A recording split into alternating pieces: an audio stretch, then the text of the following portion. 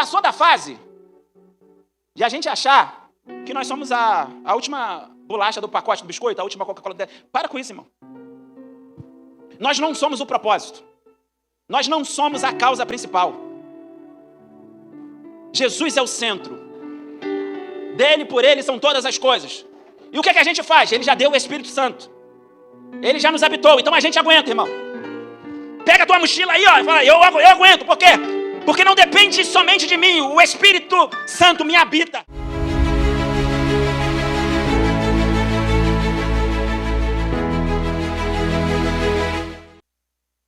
João 20. João capítulo 20, versículo de número 11 em diante. A gente vai ler até o versículo 18. Vamos fazer uma leitura alternada? Eu leio os ímpares e vocês, meus irmãos, os pares, e a gente vai até o verso 18. Maria, porém, ficou em pé chorando diante do sepulcro. Enquanto chorava, abaixou-se para olhar para dentro. Verso de número 12, os irmãos.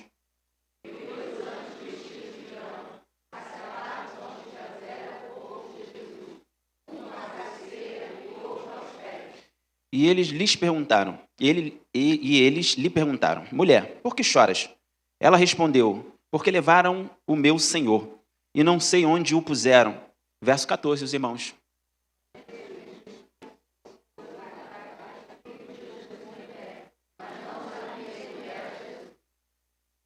Jesus lhe perguntou, mulher, por que choras? A quem procuras? Pensando ela que fosse o jardineiro, respondeu-lhe, Senhor, se tu o levaste, dize-me onde puseste, e eu o levarei. Verso 16, irmãos.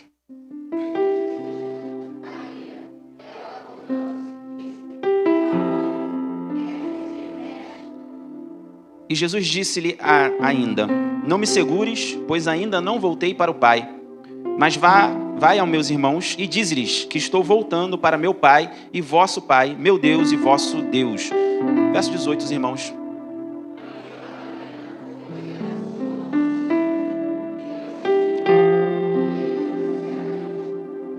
Curva a sua cabeça, vamos orar, queridos. Pai, nós te rendemos graças pela tua santa palavra, Senhor. Fale conosco nesta noite, não aquilo que queremos ouvir, mas aquilo que o Senhor já separou como porção em alimento ao teu povo. Tome a glória para si, em o nome de Jesus, amém e amém. Semana passada foi Páscoa, né? E aqui o relato de algumas mulheres indo ao sepulcro de Jesus para encontrar Jesus onde ele não mais estava. Ele já havia ressuscitado. Voltando a alguns capítulos, desde o capítulo de número 14 de João, Jesus está tentando modificar a motivação que havia no coração dos discípulos. Jesus estava falando, eu vou morrer, é necessário que o Filho do Homem morra e ao terceiro dia ressuscite. E os discípulos ali não querendo acreditar nisso, porque de alguma forma enxergavam em Jesus um Cristo que não era o que eles estavam enxergando. Eles viam de uma certa forma um Jesus revolucionário e Jesus está dizendo, eu vou morrer. E bate até um certo desespero. Jesus no capítulo 14 ele vai dizer, não turbe o vosso coração. Crede em Deus, crede em Pai. Na casa do meu Pai há muitas moradas, eu preciso morrer. Jesus faz a promessa do Consolador, fala sobre a missão do Consolador. No capítulo 17 ele faz a oração intercessória, aquela oração tradicional, onde ele apresenta ali os seus discípulos, e para que eles fossem um também, como Cristo e Deus eram um. Chega-se no capítulo de número 19, Jesus é condenado, crucificado. No capítulo 20, ele morre e ressuscita. E agora essas mulheres vão ao sepulcro de Jesus, levando ali aquelas especiarias, perfumes, para cuidar do corpo de Jesus. Volte comigo, por favor, versículo de número 1 do capítulo 20. A gente vai ficar nesse capítulo, se você puder manter a sua Bíblia aberta. No primeiro dia da semana, estando ainda escuro, Maria Madalena foi ao sepulcro de madrugada e viu que a pedra havia sido removida. Observe que o capítulo 24 de Lucas e o capítulo 16 de Marcos vai explicar que elas prepararam umas essências para limpar o corpo de Jesus. Mas observe que eu expliquei aqui que no capítulo 14 Jesus já está falando, eu vou morrer, mas eu vou ressuscitar. Eu vou morrer, mas o Filho do Homem vai voltar dentre os mortos. E observe que essas mulheres, o que elas vão procurar não é um Jesus ressurreto. É um Jesus morto, para que o seu corpo fosse cuidado por aquelas mulheres. E observe que elas acordam bem cedinho. Alguns evangelhos, como o de Lucas e de Marcos, vai dizer que era bem cedo. João diz que é de madrugada. E talvez você não teve a oportunidade, que é uma oportunidade dolorosa, de perder alguém muito querido. Mas Jesus, para essas mulheres, era o cara. Era uma pessoa muito especial. Então essas mulheres estavam no estado de dor. Então que elas, no primeiro momento, elas vão ao sepulcro de Jesus para cuidar. E não sei se você sabe, não sei se acontece só comigo, quando a gente está muito triste, a madrugada é um demônio, sim ou não? O sono vai embora, a gente fica contando passarinhos. Às vezes lembra que tem que trabalhar no dia seguinte, mas o sono não vem. E esse era o estado desta mulher. Por isso você vai entender que aqueles 2 discípulos que estão saindo de Jerusalém a caminho de Emaús, eles estavam desorientados. Porque eles tinham uma percepção de Jesus que não foi a percepção que Jesus queria passar. Jesus falou, o Filho do Homem tem que morrer, mas eles queriam Jesus revolucionário. Então a madrugada, para quem está em sofrimento, ela é desesperadora, ela é um demônio. E quando elas chegam naquele lugar para chorarem as suas lamúrias, já viu? Você quer ficar remoendo a dor, e elas chegam ali naquele sepulcro para chorar, encontram a pedra removida e Jesus não mais lá. Aí bate mais o desespero ainda. Nem morto a gente consegue ter perto. Você já foi a sepultamentos? E acho que um dos momentos mais dolorosos é quando chega a tampa do caixão. Ou é colocado lá na tumba. Bate o desespero. E é o desespero que essas mulheres estão vivendo aqui. O versículo de número 2, acompanhe comigo por gentileza, diz assim, ó. Então correu ao encontro de Simão Pedro e de outro discípulo, a quem Jesus amava, e disse-lhes, tiraram do sepulcro o Senhor, e não sabemos onde o... Observe, que elas não estavam nem lembrando da fala de Jesus, que ele havia dito que ele ia ressuscitar. Ela queria saber onde estava o corpo. Ela já não lembrava mais, elas queriam saber apenas onde estava o corpo. A gente observa aqui, possivelmente, 3 coisas. Ou incredulidade, dentro daquilo que Jesus havia falado, ou a motivação era errada, porque eles esperavam um Jesus revolucionário, ou não lembravam mesmo. A dor era tanta, não sei se você já passou por um momento de dores extremas assim, que você não lembra nem onde estão as coisas. Então era um desses 3 casos. A madrugada é o sinal de dor, de tristeza, mas ainda quando aquelas mulheres chegam ali ao sepulcro, não acham o corpo, elas recebem o primeiro sinal. É que tinha acontecido alguma coisa. E perceba, aquilo que Deus prometeu, por intermédio da sua palavra, você crendo ou não crendo, vai acontecer. Você acreditando ou não acreditando, vai acontecer. Jesus não precisou da fé daquelas mulheres, ou do entusiasmo ministerial daquelas mulheres, para que ele ressuscitasse. Basta uma palavra do Filho do Homem, eu vou fazer, e ele faz. Ele disse, eu vou ressuscitar ao 3º dia, é necessário que eu morra, mas ao 3º dia eu ressuscito. E não precisou da fé dessas mulheres. Versículo de número 3 e 4 diz assim, ó. Então Pedro e outro discípulo saíram e foram ao sepulcro. E os 2 corriam juntos. Mas o outro discípulo correu mais depressa do que Pedro e chegou primeiro. Há quem diga que aqui, esse que correu mais depressa era João. Mas não tá falando aqui. Aquelas mulheres, elas vão anunciar aos discípulos que o corpo de Jesus havia sumido. Eles correm ao sepulcro.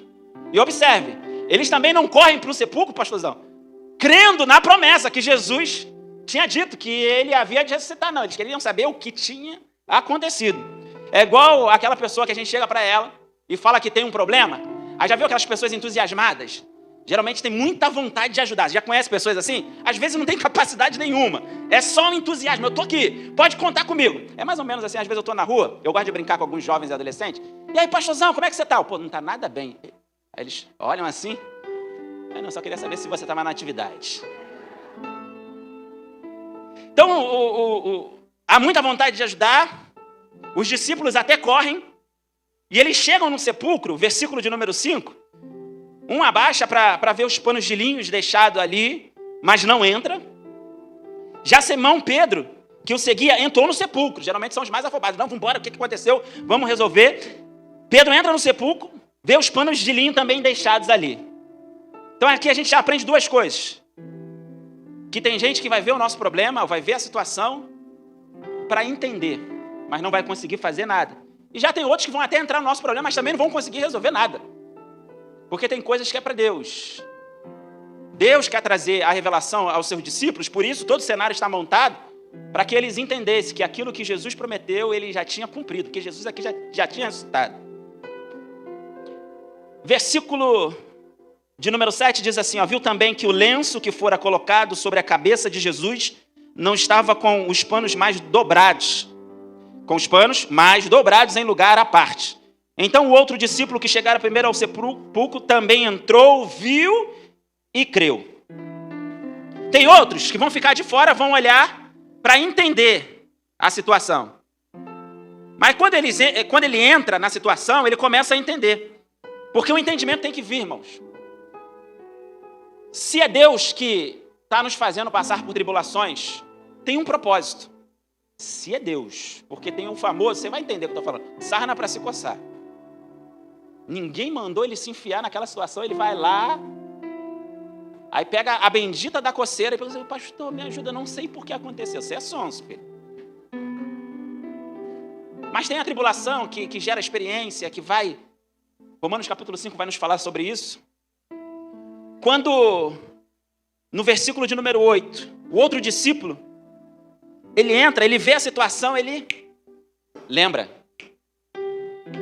Pensa comigo.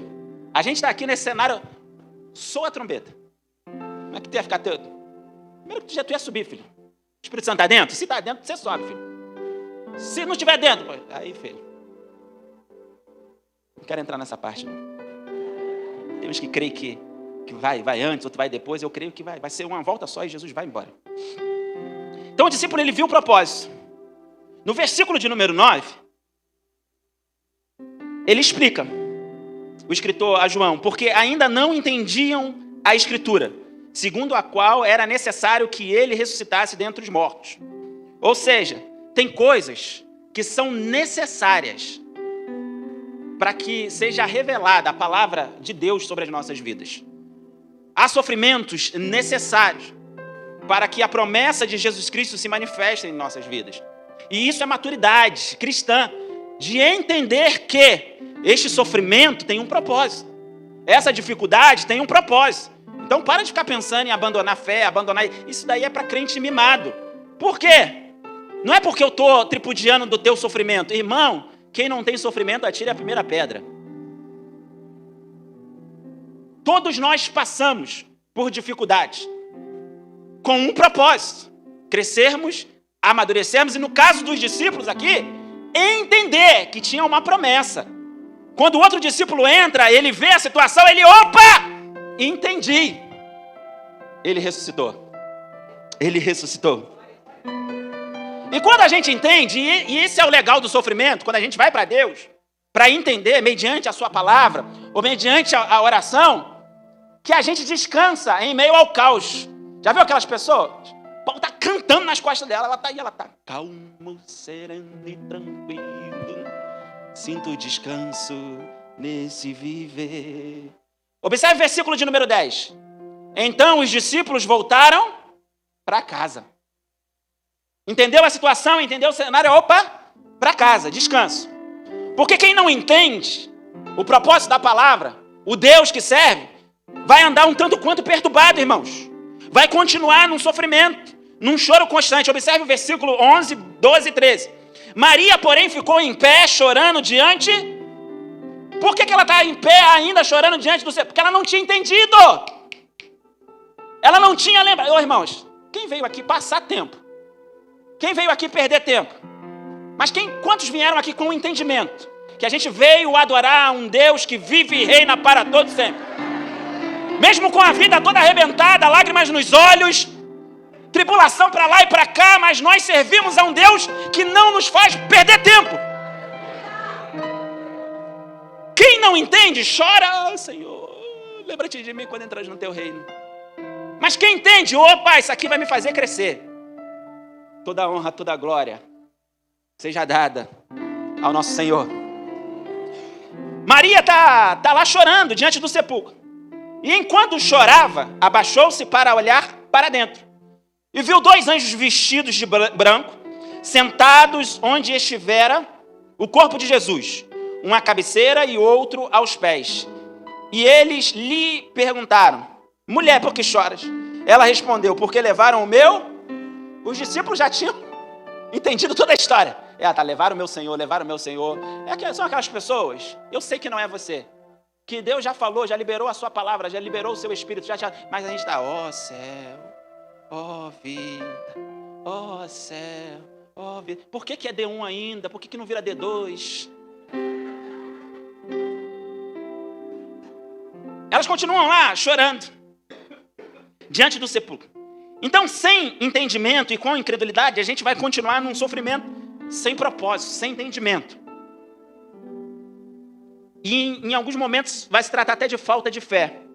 Porque ou confiamos no Pai que temos, que nos fez a promessa por intermédio da sua palavra, ou o sofrimento vai ser desesperador. Se Deus prometeu, Ele cumpre. O problema é que tem muita gente falando assim, diz o Senhor, sem Deus ter falado nada. Muita gente sem compromisso com a sua igreja, sem compromisso com o seu pastor, sem compromisso com a palavra de Deus, e falando que Deus falou comigo. Aí a gente olha para os frutos, porque a Bíblia fala sobre isso, irmão. Estou pregando a Bíblia. Que a gente avalia a árvore pelo quê? Pelos frutos. Dignos de arrependimento. E fica, aí Deus falou, aí entra num caminho de sofrimento. Eu aprendo 3 coisas nesse texto, que em meio ao sofrimento, a gente precisa entender, porque essas mulheres aqui estão num estágio de sofrimento. Versículo de número 14. Ao dizer isso, ela se virou para trás e viu Jesus em pé, mas não o... Ela estava atrás de quem? De Jesus, morto. Agora ela olha para trás e vê Jesus vivo. E não reconhece. Eu lembro quando eu era bem mais novo, meu antigo pastor, ele contava uma história. É história mesmo, aquela história para boi dormir. Que o camarada está lá, dentro de um rio, o barco dele está indo a pique. Aí ele, quase morrendo, ora o Senhor, manda, Deus, me salva. Você já ouviu essa história, né? Aí Deus manda um helicóptero, manda um cara que sabe nadar e manda um barco. Não, ele queria que Deus, o Todo-Poderoso, eis-me aqui, servo. Você não sabe nadar, não? Dá aqui a mão, igual Pedro. Dependendo do sofrimento também, e aqui é bom a gente abrir esse parênteses, a gente fica cego, meu irmão. Tem sofrimento que a gente quer se agarrar, quer... É por isso que eu não sou muito da questão do sentir. Embora eu acredite na presença do Senhor. Eu gosto do saber. Porque o que Jesus liberou para a gente é que nós precisamos saber que Ele estará conosco até a consumação. E tem momentos que a gente não sente nada, irmãos. Nem presença demoníaca. Já viu? Às vezes você vai orar e sente aquela presença demoníaca. Aí outra vez você vai orar, você sente a presença. Mas tem momentos que é tão ruim, então que tu não sente nada. Parece nem que você está ali. Você ora e parece que você não está orando. Você já passou por isso, né? E Deus pode estar bem pertinho e a gente não perceber. Foi o caso de Geazi desesperado lá. Aí Eliseu vai lá assim, abre o olho desse menino aqui, ele consegue perceber quantos estavam a favor dele, porque maior é aquele que está conosco. Então a primeira coisa que a gente precisa entender nesse texto é que ele sempre está presente. Sempre. Principalmente se estiver dentro do propósito dele. Ou a gente acredita que a gente não veio aqui passar tempo e a nossa vida está no controle dele, ou a gente vai vender pipoca aqui na Praça do Rio Comprido, irmão. Ele sempre está presente. Pastor, mas eu já recebi a promessa. Dondon ainda jogava no Andaraí. Já nasceu o neto de Dondon e nada. Mas ele prometeu. E detalhe, ele está presente. No sofrimento, sim, ele está presente. Se você abrir os olhos bem direitinho e abrir a palavra, você vai entender que ele sempre está presente. Ele está ali. Ela não consegue reconhecer a figura de Jesus. Versículo de número 15 diz assim, Jesus lhe perguntou, mulher, por que choras? A quem procuras? Pensando ela que fosse O jardineiro respondeu: Senhor, aqui ela já estava botando a culpa no jardineiro. Se foi tu que levou o corpo do meu senhor, fala para mim onde tu colocou ele. Ô, irmão, tem momento que é Deus que está falando com a gente tá tão ruim.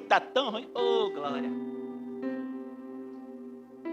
É Deus que fala contigo por intermédio da palavra dele. É Deus. Ele entende, porque o nosso Deus, ele não tripudia de sofrimento de ninguém. Um Deus amoroso. Mas ele sabe também quando é que a gente maior, já viu? Que a pessoa, pisou no meu pé, pastor, tô fora da igreja. Ah, pastor, pisou no meu outro pé, agora eu vou de verdade. Nunca vai, cara. Se fosse igual o pastor Alex, ia falar, vai logo em nome de Jesus. Eu posso falar, não sou pastor da igreja. Não, cara. Para quando tu falar, tu me dá essa moral também, tá? Ele fala em meio ao sofrimento. Mas o problema é que, às vezes, a gente vai, em meio ao sofrimento, adoecendo tanto a nossa escuta, que a gente começa a não entender que é Jesus que está falando. Aí já é problema de escuta adoecida. Mas ele fala, o versículo 15 é o próprio Jesus que está conversando com a mulher aqui. Então, a segunda coisa que eu aprendo nesse texto é que em meio ao sofrimento ele sempre fala. Pastor, me prova que em meio ao sofrimento ele sempre fala. Ele me trouxe aqui para falar por intermédio da sua palavra. Se tu abrir esse livro e crer que a palavra está falando, ele não se cala em nenhum momento. Ah, mas você quer ouvir assim diz o Senhor, né? Você gosta. Mas é sempre que ele faz assim? Não é. Mas se você abrir a Bíblia e vir com o coração aberto para um culto como esse, ele está falando para cada um de nós. Eu estou aqui, estou no culto, estou no ambiente, fui adorado e agora eu estou falando com vocês. Eu estou presente. Porque choras? Porque se desesperas? Porque está angustiado? Porque está achando que eu não vou fazer? Eu prometi que eu ia ressuscitar. Estou aqui diante de você e você está confundindo o pastor Alex com um jardineiro. O próprio Jesus com um jardineiro. Não, é Deus que fala conosco aqui, neste ambiente, nessa noite. Você pode levantar a sua mão e exaltá-lo, porque Ele fala. É Deus que fala conosco. Aleluia. Aleluia. Versículo 16. Então Jesus lhe disse, Maria. Virando-se ela, lhe disse na língua dos hebreus, Rabone. Na língua aramaica, que significa mestre. Cara, eu acho Jesus extraordinário. Porque você percebe pessoas que você esquece o nome dela, ou você não consegue, às vezes, até identificar a autoridade que ela tem. Tem gente que se sente ofendida. Você sabe com quem você está falando? Você já viu gente assim? Jesus aqui está entendendo que essa mulher está no estado. Ela fala assim, olha só, eu vou falar de um jeito que você vai entender. Eu não sei qual foi a entonação de voz que Jesus usou aqui, mas eu percebo que Jesus sempre vai fazer algo que você entenda. Eu entrei aqui, irmãos, um momento confessionário. Meu coração estava triste mesmo. Aí na hora que eu ia começar a chorar, o pastor Alexandre chegou, atrapalhou meu choro. Atrapalhou meu choro. Atrapalhou o Espírito Santo, irmão. Já era. Aí, cada ano, eu tenho a minha trilha sonora, né? Vou fazer, em 12 anos, vou fazer aquele DVD. Flashback, Good Night. E esse ano, eu estava aqui angustiado e tal. Aí, Deus sempre fala, né? A minha esposa fala assim, e esse ano, qual é a canção? Ela me perguntou, tem uma canção que marca a minha vida já esse ano, que é esse. Vem, Senhor, e me resgata. Aí, filho, até agora dá vontade de chorar. É tipo assim, Deus falando, ô bobão, eu vou falar de um jeito que você entenda. Aí eu tentei chorar, mas ele chegou e você já conhece a história. Jesus vira para a mulher e fala assim, ó, tô aqui, cara, tô aqui. E às vezes a gente só precisa ouvir isso, né? Deus fala, eu tô aqui. A gente precisa nem... Eu já passei daquela fase. espero que você também, mas se ainda não, é uma fase que é boa, mas é dolorosa. E você sabe que Deus pode fazer tudo. Deus tem poder para fazer todas as coisas. Mas o essencial da vida cristã é a gente entender, eu estou aqui, estou contigo. Porque o que nos desespera é às vezes o falso entendimento que Deus não está presente. Pelo menos para mim é assim, não sei se é assim para você. Aí quando ele vem, fala de um jeito que a gente entende, é tão legal, não é? É um carinho. A minha esposa chama isso de mimo do Senhor. E Deus vai, eu estou aqui, mulher, mestre. Então, ele vai fazer algo que a gente vai entender. O problema é que nem todos reconhecem essa voz, como diz João. Volta para mim, coloca para mim aqui João, capítulo de número 10, versículo de número 26 e 27, por gentileza. Mas você... Isso. 10, versículo 26 e 27. Mas vocês não creem, porque não são minhas... Verso 27. As minhas ovelhas ouvem a minha voz, eu as conheço e elas... Ovelha entende quando o pai fala. É só você comparar os dois ladrões lá da cruz. Não tinha entendido nada. Desce daí, salva a tia. O outro falou assim, lembra. Então é só ele falar que está presente e a gente entender. A gente já pode ir para casa hoje e entender que Deus está falando conosco aqui, sim ou não? Versículos 17 e 18. E Jesus disse-lhe ainda, não me segures, pois ainda não voltei para o Pai. Mas vai a meus irmãos e diz-lhes que estou voltando para meu Pai e vosso Pai, meu Deus e vosso Deus. E Maria Madalena foi anunciar aos discípulos, vi o Senhor, e relatou as coisas que ele lhe dissera. Vamos recapitular? A mulher vai para lá com especiarias para limpar o corpo de Jesus. Ela encontra agora Jesus ressurreto e já volta com uma missão: anunciar aos discípulos. Os dois homens que estavam ali no sepulcro, 2 anjos falaram assim, volta e avisa os discípulos. Jesus está dizendo, volta, avisa, não me detenha, ainda tenho que ir ao meu Pai. Ou seja, a vida cristã ela é assim mesmo, irmão. A gente passa por sofrimento, Jesus nos dá vitória, a gente cumpre uma missão, depois vem outro sofrimento, Jesus nos dá vitória, a gente cumpre mais uma missão, a gente entra no outro estágio de sofrimento, Jesus nos dá vitória, a gente cumpre outra vez. É isso aí mesmo? Filho, se você quiser viver outra vez, pode viver, porque é isso aí mesmo. De glória em glória a gente vai sendo transformado. A imagem e semelhança de Jesus. Pastor, onde acaba essa história? Na cruz, filho. Se não te contaram ainda, tem um lugar na cruz nos esperando. E deixa eu te falar, a cruz do meio não era dele.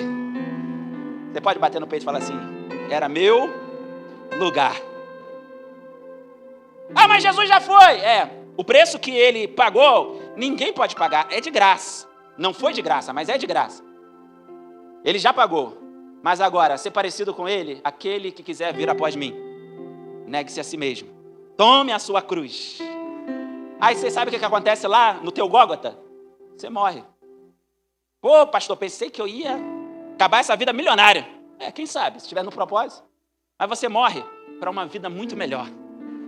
Uma vida com ele. Você lembra de Filipenses, capítulo de número 2, depois que Jesus morre? Recebe um nome acima de todo nome, todo joelho se dobra, e comigo vai ser o quê? Você vai receber um corpo semelhante ao corpo de Jesus, que a gente chama de corpo glorificado. Pastor, mas eu quero ficar apegado aqui. Paulo fala que quem se apega aqui é o mais miserável de todos os homens. Aqui é só um ensaio. E nesse ensaio, a cada dia a gente vai sendo parecido com Jesus. Porque vai chegar um tempo que nós o veremos como ele é. E nós viveremos com ele eternamente no seu reino. Agora não mais morto. Não mais com perfume para embalsamar ou perfumar o seu corpo morto. Não, agora nós o veremos como ele é. Ou seja, a quarta coisa que eu aprendo aqui é que Deus tem uma missão para você. Vamos embora. Levanta, porque Deus tem uma missão. Deus tem uma missão. E muitas vezes não é nem o que você imagina. Percebam, os discípulos eles tinham uma ideia de Jesus que eles não sabiam o que estavam esperando eles. E Jesus tinha falado, por amor a mim vocês vão ser arrancados das sinagogas. Vocês vão ser arrastados. Eles estavam achando, não, vai nada disso vai acontecer. Deus tem uma missão para você. E essa missão é glorificar o nome dele. Pastor, mas eu estou no bar ainda. Ainda! Você lembra da canção? Irmão, vem para o culto ligado. Sem ter condição de te escolher, cego pelos meus pecados,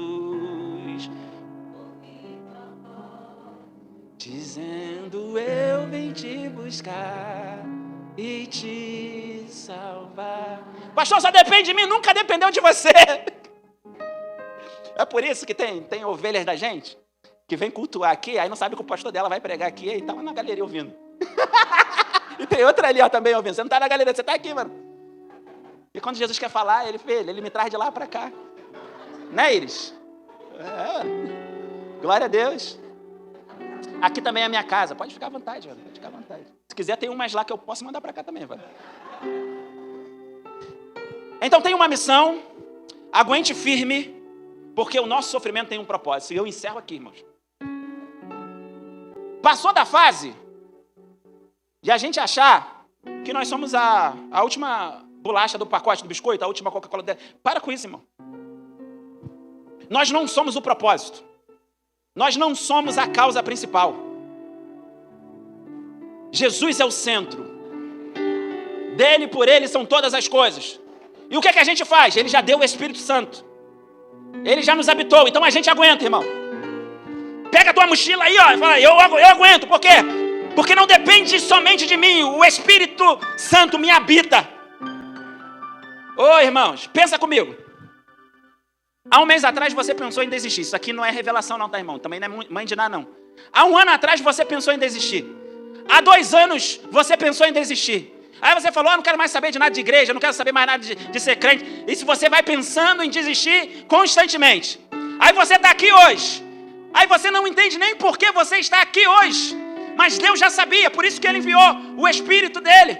Porque você estava chorando, desesperado, mas o Espírito já estava lá, ó, trabalhando. Você não vai desistir não, bobão. Daqui 1 ano você vai ouvir o pastor Alex dizendo, você tem o meu Espírito. Nós já temos tudo aquilo que é necessário para suportarmos. Temos o Espírito Santo, temos a sua palavra, temos Jesus Cristo ressurreto e temos Deus assentado no seu trono de glória. Oh, aleluia!